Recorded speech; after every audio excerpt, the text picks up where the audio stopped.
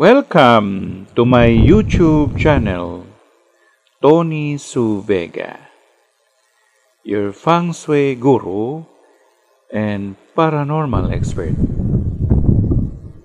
Mga kababalaghan na tunay na nangyari. True to life stories, story number 16. Maligno. Mga 1990s ito naganap. Tinuruan ako ng mentor ko na si Landrito na makapagmisa sa lihim. Pumili ako ng hostya, mompo, at monstrance. Nagmisa ako sa lihim. At inilagay ko ang hostya na minisahan ko sa monstrance para magsilbing Blessed Sacrament ko sa bahay namin.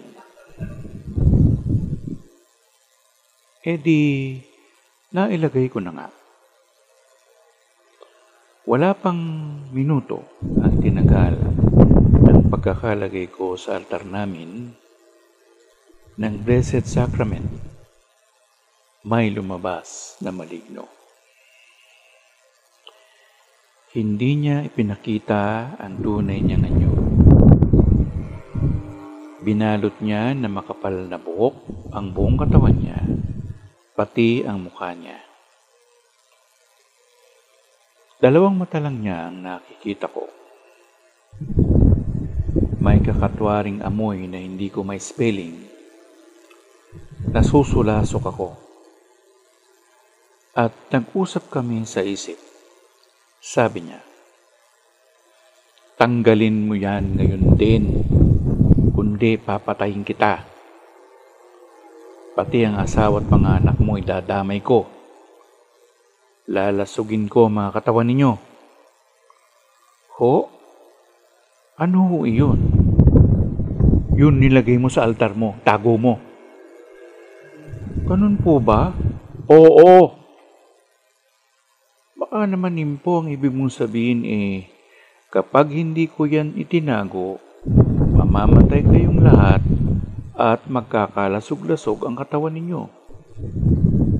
Tama po ba ako? Hindi kumibo ang maligno. Yon ang huling pag-uusap namin. Sabi ko sa kanya, huwag kang mag-alalain po. Alang-alang sa iyo. Itatago ko na ito at hindi ko na i-expose gaya ng Blessed Sacrament. At ganoon ang ginawa ko. Nirerespeto ko ang lahat ng mga nilalang, anumang uri sila. At pare-pareho kaming natahimik. Walang gulo. Walang daigan. Simula noon, hindi na nagpakita muli sa akin ang maligno.